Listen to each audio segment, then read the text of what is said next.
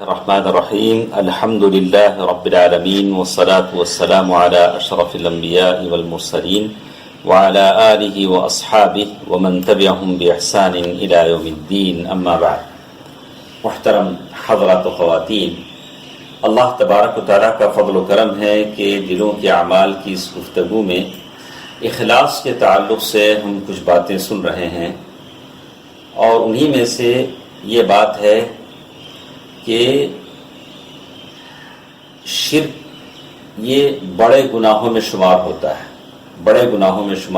ہے. ابن رجب رحمہ اللہ کہتے ہیں کہ دکھاوا کرنے والوں کو سارے گنہگاروں سے زیادہ عذاب اللہ تعالیٰ دیں گے. جو لوگ لوگوں کے دکھاوے کے لیے عمل کرتے ہیں، اللہ تبارک و تعالیٰ سارے گنہگاروں سے زیادہ ان کو عذاب دیں گے، اس لیے کہ دکھاوا، ریاکاری یہ چھوٹا شرک ہے. کوئی بھی کام انسان کرتا ہے لوگوں کو دکھانے کے لیے تو یہ چھوٹے شرک کا مرتکب ہوتا ہے. اور بندہ جب مخلص ہونا چاہتا ہے تو اس کے لیے ضروری ہے کہ وہ اپنے دل کو اس چھوٹے سے شرک سے پاک صاف کرے. جو لوگ درگاہوں کو جاتے ہیں، قبروں پر سجدہ کرتے ہیں، درختوں کے اطراف گھومتے ہیں، یہ تو بڑے شرک والے ہیں. لیکن یہ جو چھوٹا شرک ہے، اس کے سے بھی آدمی پاک صاف ہونا ضروری ہے. اسی لیے کہتے ہیں کہ کبھی انسان ہے جو ظاہر میں کوئی گناہ کرتا ہے، یہ بڑا آسان ہے، اللہ اس پر اتنا عذاب نہیں دیں گے جتنا عذاب اس آدمی کو دیں گے جو نیکی کرتا ہے اور لوگوں کو دکھانے کے لیے کرتا ہے. یہاں دو باتیں ہیں، میری بات اچھی طرح سمجھ میں آ گئی ہوگی. ایک شخص ظاہر میں گناہ کرتا ہے تو اس کا عذاب اتنا زیادہ نہیں ہے جتنا عذاب اس آدمی کا ہے جو نیکی کرتا ہے لیکن لوگوں کو دکھانے کے لیے کرتا ہے. وہ شخص جو لمبی نماز پڑھتا ہے لیکن لوگوں کو دکھانے کے لیے پڑھتا ہے، وہ شخص سخت گرمی کے دنوں میں روزہ رکھتا ہے لیکن لوگوں کو دکھانے کے لیے رکھتا ہے. میرے نبی صلی اللہ علیہ وسلم ایک مرتبہ صحابہ کرام کے پاس آئے. صحابہ کرام دجال کے بارے میں محو گفتگو ہیں، ایک دوسرے کو سنتے اور سنا رہے ہیں. میرے نبی صلی اللہ علیہ وسلم نے فرمایا، الا اخبرکم بما هو اخوف علیکم عندی من المسیح الدجال. اے میرے صحابہ، کیا میں تم کو دجال سے زیادہ بڑے فتنے کے بارے میں نہ بتاؤں؟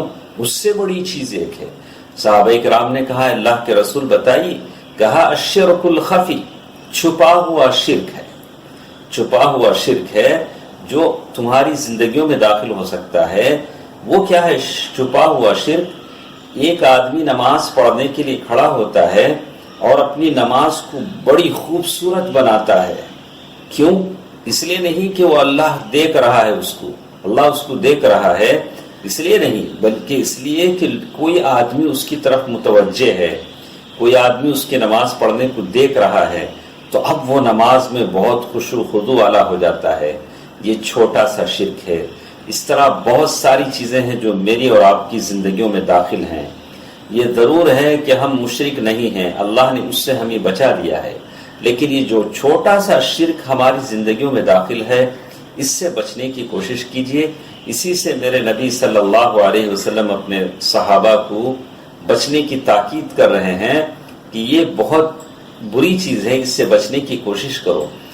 اس لیے کہ نفس جسے کہتے ہیں، ہمارے اندر جو نفوس ہیں، نفس ہے، ہمارے جو دل ہیں، ان دلوں کو تعریف گھول کر پلا دی گئی ہے. میں بہت خوش ہوتا ہوں جب لوگ میری تعریف کرتے ہیں، آپ بہت خوش ہوتے ہیں جب لوگ آپ کی تعریف کرتے ہیں. تو ایسی حالت میں دل کا اخلاص والا ہونا، آدمی کا مخلص ہونا بڑا مشکل ہے. آدمی اپنے اطراف غور و فکر کرے اور آدمی اس بات پر توجہ دے، اپنے دل کی اصلاح پر توجہ دے کہ میرا دل مخلص ہو جائے اور ریاکاری سے بچ جائے. اس لیے کہ بہت ساری چیزیں ایسی ہماری زندگیوں میں ہوتی ہیں جس کو لوگ سمجھ نہیں پاتے ہیں.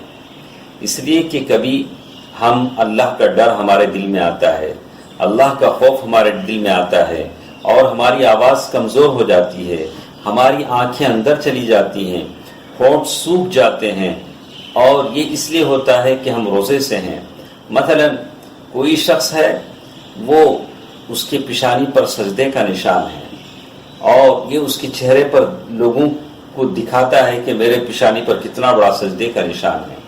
کبھی اپنی ٹوپی ذرا اوپر کر لیتا ہے تاکہ لوگ دیکھ سکیں کہ پیشانی پر کیسے سجدے کا نشان ہے۔ تو یہ ساری باتیں ایسی ہیں جو لوگوں سے چھپنی چاہیے، اور اللہ تبارک و تعالیٰ پر یہ چیزیں واضح ہیں، اللہ تبارک و تعالیٰ ان چیزوں کو جانتا ہے۔ لیکن جہاں تک ہو سکے آدمی لوگوں سے چھپائے اپنے روزے کو، اپنے نماز کو، اپنی چیزوں کو لوگوں سے چھپائے، اور اللہ تبارک و تعالیٰ کو دکھانے کی کوشش کرے۔ اسی لیے کہتے ہیں بہت سارے بندے ایسے ہوتے ہیں جو اپنی بات یا اپنی چیزیں اچھا بنا کر لوگوں کے سامنے پیش کرتے ہیں تاکہ لوگوں سے تعریف بٹوریں۔ کبھی کھڑے کھڑے مجمع میں رو دیں گے اور اپنے آپ کو بڑا متقی اور پرہیزگار بنائیں گے، لیکن اگر کوئی نماز میں کھڑے ہو کر روتا ہے تو ایسا آدمی کے لیے ہمیں کہیں گے کہ بھئی یہ نماز تو اگر تم گھر میں پڑھتے ہو تو وہاں رو، تہجد کی نماز پڑھ کر رو۔ ہاں اگر کوئی امام ہے، آیتیں پڑھتے پڑھتے اگر رونا آ جاتا ہے تو بات الگ ہے، کوئی بات نہیں ہے، لیکن آدمی گھر میں تہجد کی نماز میں نہ روئے اور پھر مسجد میں جائے تو وہاں اس کو زیادہ رونا آ جائے، تو یہ چیز نہیں ہونا چاہیے۔ ابو وائل رحمہ اللہ کے بارے میں آتا ہے اذا صلی فی بیتہ، جب وہ اپنے گھر میں نماز پڑھتے تو ایسا روتے وہ ابو وائل رحمہ اللہ، اگر ان سے کہا جائے کہ بھئی ہم ساری دنیا کی دولت آپ کو لکھ کر دے دیں گے، ایک مرتبہ آپ اس طرح روئیے تاکہ کوئی آدمی آپ کو دیکھے، تو وہ ایسا ہرگز نہیں کریں گے، ایسا ہرگز نہیں روئیں گے۔ اور گھر میں اس لیے وہ روتے ہیں کہ وہاں ان کو دیکھنے والا صرف اللہ ہوتا ہے، اللہ ہوتا ہے۔ تو معلوم ہوتا ہے کہ آدمی اس بات پر آدمی دھیان دے کہ ہمارا رونا صرف اور صرف اللہ تبارک و تعالیٰ کے لیے ہو۔ کچھ باتیں انشاءاللہ کل کے درس میں ہمارے ساتھ ہوں گی۔ اللہ تعالیٰ بہتر بات سننے اور عمل کرنے کی توفیق دے، آمین۔ والسلام علیکم ورحمۃ اللہ وبرکاتہ۔